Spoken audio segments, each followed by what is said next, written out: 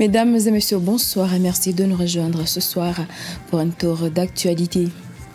La prise en charge des victimes de violences basées sur le genre a fait l'objet d'un protocole d'accord validé ce vendredi par les instances qui s'occupent de la santé des femmes. C'est le ministère de la Santé qui est en tête du peloton pour mener la lutte contre ce fléau qui mine l'image du pays.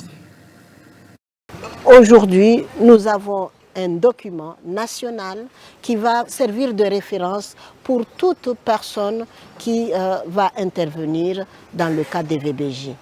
Nous avons appelé les magistrats, nous avons appelé les médecins, nous avons appelé les juges, les avocats, toute personne appelée à intervenir dans le cas des VBJ. La société civile aussi est invitée et ça sera validé techniquement. Nous attendons, après aujourd'hui, nous allons attendre la validation politique. Que je saisis cette opportunité pour demander au gouvernement et ainsi qu'au chef de l'État qui nous accompagne entièrement de continuer cet accompagnement pour que ce texte soit validé techniquement le plus vite possible. C'est notre société qui est apparemment en jeu. Et donc la prise en charge psychologique doit être continue parce que ça ne s'arrête pas aux premiers soins. Ça doit être continu. C'est pour cette raison que nous demandons aussi aux partenaires de nous appuyer suffisamment pour que cette prise en charge puisse être continue. Dans un entretien accordé à l'ORTC samedi après-midi, l'ambassadeur des Comores auprès de la République du Sénégal, Ahmed Ben Saïd Janfar, est revenu sur les accords signés dans le domaine de l'éducation et de l'enseignement supérieur. Selon le diplomate, le Sénégal s'est résolu à accompagner les Comores dans le domaine de la formation avec l'octroi de bourses pour les étudiants comoriens répondant aux critères exigés. Ahmed Ben Saïd Janfar a également évoqué l'appui du Sénégal dans le secteur de la santé comorien, les investissements en passant par la culture et l'information. Suivant. Depuis février 2022, un certain nombre d'accords ont été signés entre les deux pays, notamment des accords relatifs au domaine de l'enseignement supérieur. À travers cet accord-là, il était également discuter de l'octroi des bourses qui nous ont toujours été octroyées par la République du Sénégal, mais qui, au passage à la visite historique de son Excellence le Président Macky Sall au Comores, l'annonce a été faite de l'augmentation des bourses qui sont passées de 50 à 100 bourses. Bien entendu, ces bourses-là sont attribuées chaque année, mais depuis l'année dernière, en effet, les 100 bourses sont effectives. Ce que je dirais surtout, c'est que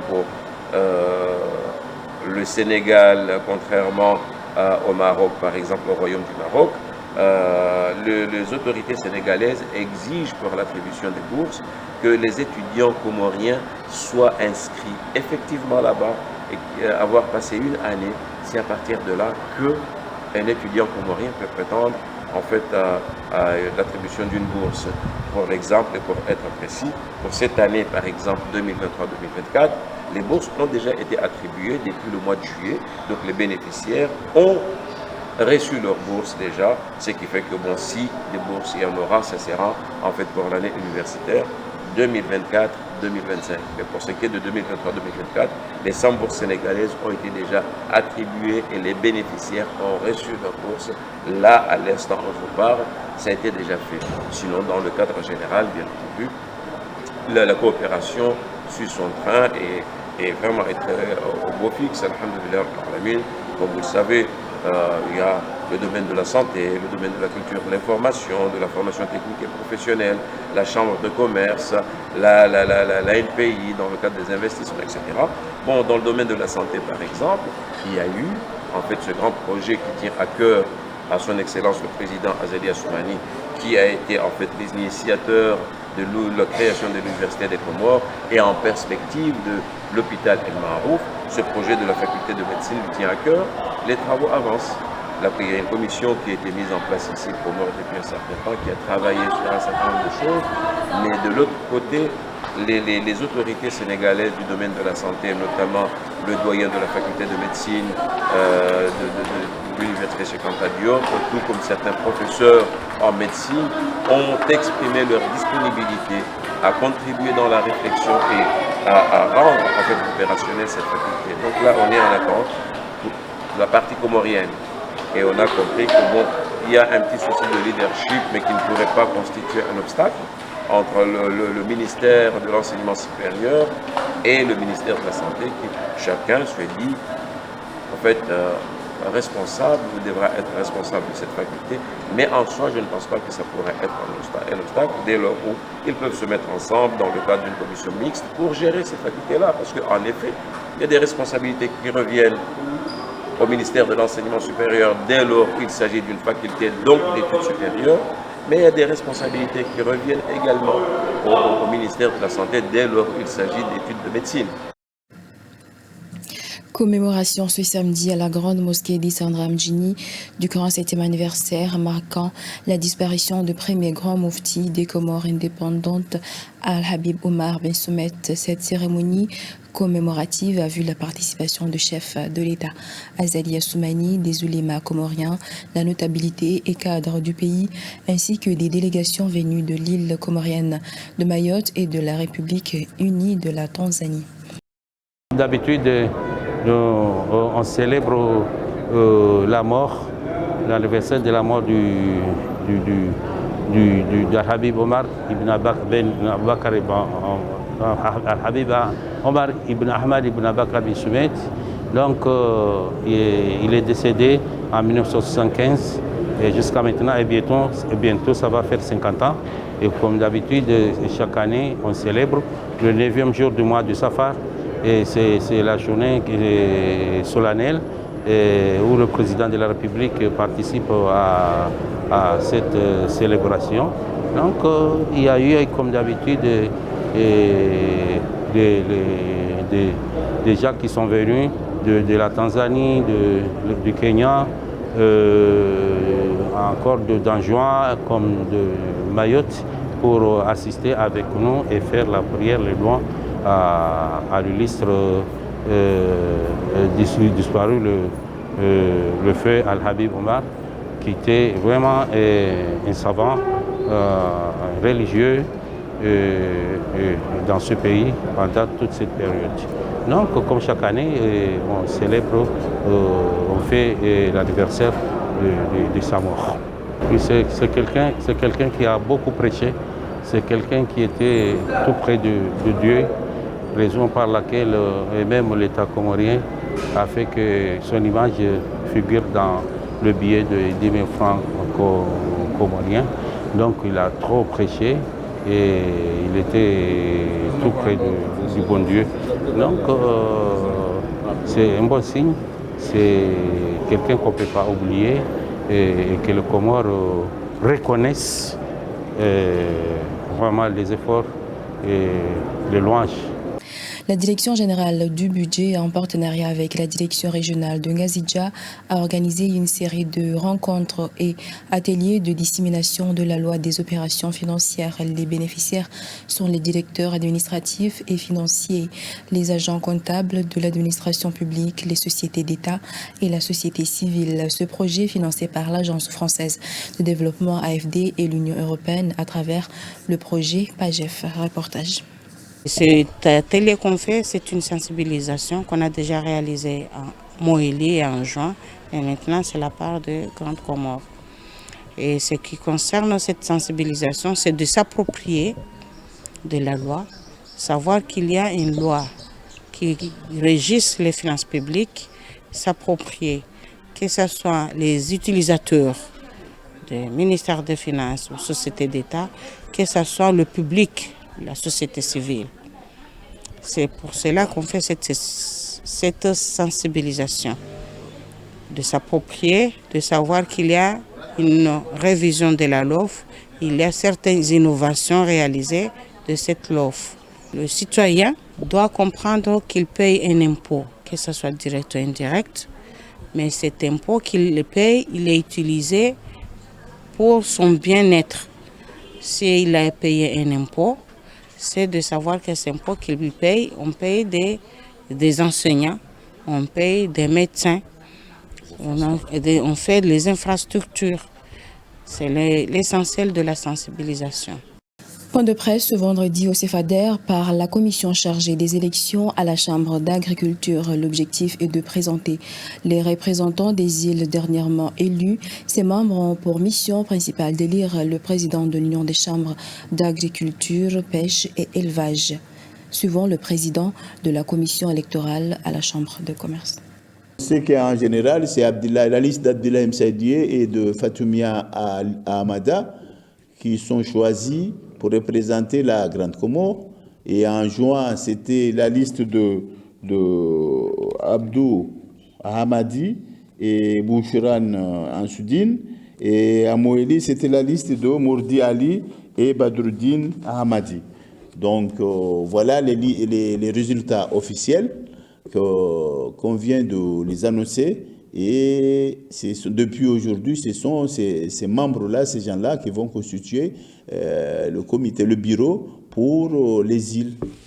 Et maintenant, concernant la suite, c'est que nous sommes parmi nos tâches, nous devons continuer à les réunir au niveau des îles pour les faire élire leur responsable, c'est-à-dire le bureau, et élire encore 4 personnes qui vont représenter l'île au niveau national. Et là, on a les dates suivantes. Le mardi 29 août, ça sera l'élection des bureaux de la Grande Comore à Moroni et en même temps le vote de 4 représentants. Le mercredi 30 août, ça sera le tour de Moéli pour la même cause. En juin, ça sera le vendredi 1er septembre. Et après, une fois que c'est fini, on aura la liste de 12 personnes composée de 4 personnes par île, dont 2 agriculteurs et élevage, 2 agriculteurs, 1 élevant et un pêcheur, et en Gazidia. Et le contraire, 2 pêcheurs, 1 agriculteur et élevage en Moéli et même chose pour en juin. Une fois qu'on aura ces gens, après 15 jours, ou bien dans lesquels on peut dire dans les 15 jours qui suivent, on va élire le bureau, on va les rassembler et puis les faire élire, c'est-à-dire les 12 personnes vont se rencontrer et eux-mêmes, ils vont élire leur bureau, un président, un vice-président et les secrétaires. Les responsables de l'Institut national pour la recherche en agriculture, pêche et RAP ont interpellé les personnes qui vendent les produits chimiques utilisés dans le secteur maraîcher de se présenter dans leurs locaux pour s'enregistrer. Cette initiative est prise après la remarque selon laquelle ce produit est utilisé d'une manière excessive. Cette excessivité, selon le directeur de l'IRAP au niveau de Moéli, Mouhadji Nourdine, peut engendrer des multiples maladies, suivant-le. Des problèmes constatés dernièrement sur les produits, il y a les produits vétérinaires, il y a les provandes ainsi que les insecticides et les engrais au niveau de Moéli, qu'on a déjà constaté un grand problème sur la santé de la population moélienne. Donc nous, on avait fait des inspections. Au cours de ces inspections-là, on a constaté qu'il y a des gens possédant ces produits-là et qui n'ont pas vraiment les autorisations parce que nous, l'INRAP, on délivre ces autorisations. Si vous êtes habilité à faire ces activités, par exemple pour la vente de ces produits-là, donc comme on avait constaté ce problème au niveau de Moéli et que beaucoup de consommateurs, par exemple sur les tomates, aujourd'hui c'est catastrophique parce que là on sait que ces produits-là sont vraiment nocifs au niveau de la santé humaine. Donc, sur ce, on avait mis la disposition pour intervenir rapidement en sachant que nous allons sensibiliser d'abord les vendeurs de ces produits-là de se présenter à l'INRAP rapidement d'ici lundi, parce qu'à partir de lundi, on va faire une inspection générale au niveau de l'île de Moélie. Donc si on arrive à vous que vous avez ces produits-là, donc dans ce cas-là, on va prendre des décisions sévères à propos sur les agents ou les vendeurs de ces produits-là. La chanteuse comorienne Malha et son équipe se sont rendus ce samedi à Moroni-Sahara à la rencontre d'une famille dont leur enfant est victime de brûlures pour leur octroyer un don de kit ménager. Notons que c'est cette équipe qui a suivi le traitement de l'enfant brûlé et elle compte accompagner cette famille dans son quotidien. Suivons plus de précisions. Ça a commencé le 14 août où j'ai vu une photo sur Facebook. Une dame a publié une photo où elle a dit c'était un enfant en fait qui s'était brûlé les 2 pieds et qui avait besoin d'aide. Donc moi j'ai contacté mon équipe directe qui était déjà sur Moroni. Je leur ai dit d'aller voir l'enfant et l'emmener à l'hôpital et prendre tout en charge. Alhamdulillah, l'enfant est guéri, il est tout à fait guéri, mais moi en fait, j'avais demandé à l'aide pour son suivi parce que j'aimerais que l'enfant ait quand même un meilleur futur. J'avais ouvert une cagnotte en ligne, j'ai ouvert une cagnotte en ligne qui est toujours active et j'avais demandé aux gens d'aider pour qu'on puisse aider l'enfant. Donc aujourd'hui, on est venu apporter un peu de notre aide. C'est pas l'aide tout entière, mais un peu de notre aide parce qu'on avait promis de venir cette semaine et commencer notre opération. Prochainement, on va venir pour la maison et on compte aussi faire un magasin pour la maman. Comme ça, dans le futur, elle pourra aussi avoir les moyens, au moins les moyens de donner à manger tous les jours aux petits. J'aimerais dire à toutes les personnes qui nous regardent que la cagnotte est toujours active. S'ils veulent aider, s'ils sont en France, il y a la cagnotte sur ma page. Je vais la partager d'ailleurs. Et s'ils sont en Comores, on a ouvert Ourimani. On mettra le lien et le numéro, c'est le 346 89 12. J'ai été touchée par cette histoire parce que je suis une personne qui a été orpheline très tôt. J'ai perdu mes parents très tôt, donc on a vécu une situation qui n'a pas été très facile, moi et mes frères. Voilà pourquoi aujourd'hui, si je vois quelqu'un, en tout cas un enfant ou une mère, dans une situation précaire, ça me touche beaucoup. On va déjà remercier toutes les personnes qui nous ont aidés, notamment Caritas qui a été notre partenaire et l'assistance sociale de l'hôpital Caritas. Et puis toutes les personnes qui ont cotisé jusqu'alors et tous ceux qui vont le faire. La police nationale ne cesse de déployer ses agents dans les coins de la capitale pour veiller au respect du code de la route. C'est pour protéger les usagers de véhicules et les piétons. Il est constaté que jusqu'à présent, certains conducteurs ignorent et d'autres ne tiennent pas compte du code de la route. Suivant des explications. On a déployé tous les agents de la police pour sécuriser les citoyens comoriens et surtout ceux qui viennent de France. Donc, parce que parfois il y a des cambriolages. C'est la prévention que nous sommes dans toutes les routes de la capitale pour assurer qu'il n'y aura pas de problème vers les citoyens comoriens et surtout les Géviens. C'est par notre équipe ainsi que le directeur général de la police nationale. Il a fait ses notes. Et puis nous sommes en train de l'exécuter. On a envisagé toujours de déployer les agents de la police nationale dans tous les coins de la Grande Comore. Comme la semaine passée, on était à Mitsamiouli. Et la semaine qui vient, à Fumboni, dans le sud.